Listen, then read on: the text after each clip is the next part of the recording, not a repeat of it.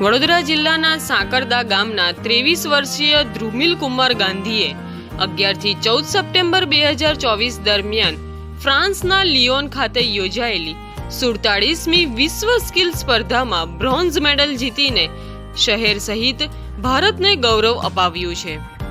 ધ્રુમિલ કુમાર ગાંધીએ ઇન્ડસ્ટ્રી 4.0 કેટેગરીમાં ભાગ લીધો હતો તથા તેમના પાર્ટનર સત્યજીત બાલકૃષ્ણને સાથે મળીને વિશ્વની શ્રેષ્ઠ ખેલાડીઓ સાથે સ્પર્ધા કરી અને ભારતને ગૌરવ અપાવ્યું છે. તદુપરાંત આ કેટેગરીમાં ભારત દેશનો આ પહેલો મેડલ છે. તદુપરાંત ધ્રુમિલ કુમાર અને તેમના પાર્ટનરનું સાંકરદા ગામમાં ખૂબ જ ભવ્ય રીતે સ્વાગત કરવામાં આવ્યું. હું ધ્રુમિલ કુમાર ગાંધી 23 વર્ષનો છું. સાંકરદા વડોદરા ગુજરાતમાં રહું છું. લેટેસ્ટમાં અમે એક સ્કિલ્સ ઓલિમ્પિક જે વર્લ્ડ સ્કિલ્સ 2024 લિયોન ફ્રાન્સમાં યોજાઈ હતી ત્યાં અમે પાર્ટ લીધો હતો.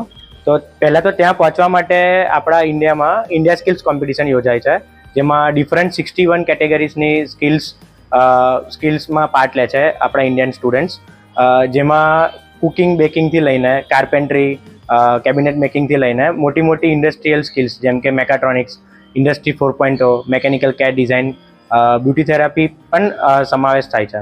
તો તેમાં મેં ઇન્ડસ્ટ્રી 4.0માં પાર્ટ લીધો હતો, જે total automation, IT and OT ઇન્ટિગ્રેશનની એક સ્કિલ છે, જેમાં અમે મેમાં ગોલ્ડ જીત્યા હતા નેશનલ કોમ્પિટિશનમાં. તો અમને ઇન્ડિયા રિપ્રેઝેન્ટ કરવાનો મોકો મળ્યો. વર્લ્ડ સ્કિલ્સ એક એવી કોમ્પિટિશન છે કે જે આખા વર્લ્ડના બેસ્ટ જે કોમ્પિટિટર્સ છે તેમને તમારી સામે લઈ આવશે તમારી સ્કિલ્સમાં. મતલબ તમે જે વસ્તુમાં એક્સપર્ટ છો તો તમને બીજા એક્સપર્ટ જોવા મળશે ત્યાં. તો વર્લ્ડ સ્કિલ્સમાં ટોટલ 61 કેટેગરીઝ 61 સ્કિલ્સમાંથી 52 સ્કિલ્સમાં ઇન્ડિયાએ પાર્ટ લીધો હતો. એ 52 સ્કિલ્સમાંથી ઇન્ડિયાને 4 બ્રોન્ઝ અને 12 મેડલ ઓફ એક્સિલન્સ મળ્યા છે. જેમાં મારી સ્કિલ હતી ઇન્ડસ્ટ્રી 4.0, જેમાં મારી સામે ટોટલ 21 કન્ટ્રીઝ હતી. અમે ટોટલ 21 કન્ટ્રીઝ વચ્ચે કમ્પીટ કર્યા હતા, જેમાં યુરોપિયન એક કોમ્પિટિશન હોય છે યુરો સ્કિલ્સ, એના જે વિનર હતા એ પણ, તેમજ અમે જે મશીન્સ પર કામ કરતા હતા એ મશીન્સ જે કંપની બનાવે છે એ કંપનીના એમ્પ્લોઈઝ પણ અમારા કોમ્પિટિટર હતા. તો અમે તેમને કમ્પીટ કરીને બેઝિકલી આ કોમ્પિટિશન 4 દિવસની હોય છે. તો 4 દિવસમાં અલગ અલગ ટાસ્ક મળે છે. એ ટાસ્ક તમારે ટાઈમ લિમિટમાં કમ્પ્લીટ કરવાના હોય છે.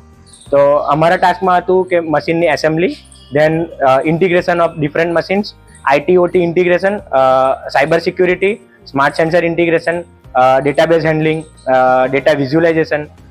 સો આ બધું કમ્પ્લીટ કરીને અમને બ્રોન્ઝ મેડલ મળ્યું છે.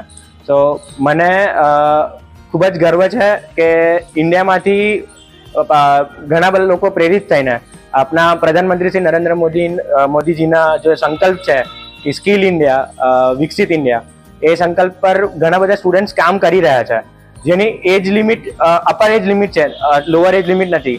અમારી સાથે ઇન્ડિયામાંથી કમ્પિટિટર હતા જે ખાલી માત્ર 16 વર્ષના છે, જે કાશ્મીરના કમ્પિટિટર હતા, રોબોટિક્સમાં કામ કરતા હતા, જે માત્ર 16 વર્ષના છે. આમાં અપર એજ લિમિટ છે, જેમ કે ઇન્ડિવિજ્યુઅલ ગેમ્સ હોય તો એમાં 21 યર્સ એન્ડ અમારી એજ લિમિટ હતી 25 યર્સ. અમારી ટીમ ઇવેન્ટ હતી. તો અમારી ટીમના કારણે તેમજ અમારા એક્સપર્ટ દિશાંક ઉપાધ્યાય સર, એ પણ ગુજરાતી છે, એમના કારણે, તેમજ જે એનએસડીસી, જીએસડીએમ, એએસડીસી અને અમારી ઇન્સ્ટિટ્યૂટ નેમટેક દ્વારા જે સપોર્ટ મળ્યો છે, અમે જે ટ્રેનિંગ લીધી 3 મહિના, મે મહિના પછી અમે કન્ટિન્યુઅસ 3 મહિના સુધી ટ્રેનિંગ લીધી. તો એ ટ્રેનિંગ માટે અમે સિંગાપુર પણ ગયા હતા, ગવર્મેન્ટે મોકલ્યા હતા, ઇન્ડિયન ગવર્મેન્ટે, એનએસડીસીએ. તો ત્યાં પણ અમે ટ્રેનિંગ લીધી, ત્યાંથી થોડા ગ્લિમ્સ મળ્યા અને એ ટ્રેનિંગ પછી આજે અમે ઇન્ડિયા માટે બ્રોન્ઝ જીતીને આવ્યા છે. હું એક મિકેનિકલ એન્જિનિયર છું. મારા બીટેક પછી મેં as a design engineer job પણ કરી છે 14 મહિના માટે. પણ પહેલેથી મને ઓટોમેશનમાં બહુ ઇન્ટરેસ્ટ હતો, તો મેં એક પ્રોફેશનલ માસ્ટર્સ પ્રોગ્રામ જોઈન કર્યો સ્માર્ટ મેન્યુફેક્ચરિંગનો, નેમટેક. તો ત્યાં ગયા પછી મને વર્લ્ડ સ્કિલ્સની ખબર પડી જાન્યુઆરીમાં. તો મેં ત્યાં એપ્લાય કર્યું અને ત્યાં જે ટ્રેનિંગ મળતી હતી એના ઉપર અમે વર્ક ઓન કરીને ઇન્ડિયા સ્કિલ્સ જીત્યા. ઇન્ડિયા સ્કિલ્સમાં ટાઈ થઈ હતી, મતલબ ઓડિશા ટીમ અને ગુજરાત ટીમના સેમ માર્ક હતા. તો એ ટાઈ બ્રેકર પણ થઈ, અમે ટાઈ બ્રેકર પણ જીત્યા અને ત્યારબાદ ગોલ્ડ જીત્યા બાદ અમને વર્લ્ડ સ્કિલ્સમાં મોકો મળ્યો. તો પહેલાં હું એક માત્ર એન્જિનિયર હતો, અત્યારે હું એડવાન્સ એન્જિનિયર થયો છું. તો અત્યારે ઇન્ડિયામાં ઇન્ડસ્ટ્રી 4.0 કોન્સેપ્ટ નવો આવી રહ્યો છે. મતલબ ઓટોમેશન સિસ્ટમ છે બધે, પણ મશીન ટુ મશીન કમ્યુનિકેટ કરવું, રિમોટલી કોઈ પણ મશીનને ઓપરેટ કરવું, ગમે ત્યાં ડેટા શેર કરવા અને વિથ સાયબર સિક્યુરિટી. તો એ અત્યારે જે નવો ટ્રેન્ડ છે એમાં હું ઇમ્પ્રૂવ કરી શકું, એમાં હું ઇન્ડિયાને કન્ટ્રીબ્યુટ કરી શકીશ, તેમજ જે મારા પછીના કોમ્પિટિટર્સ છે તેમને હું ટ્રેન કરી શકીશ કે આગળ જઈને એ પણ દેશનું નામ રોશન કરે.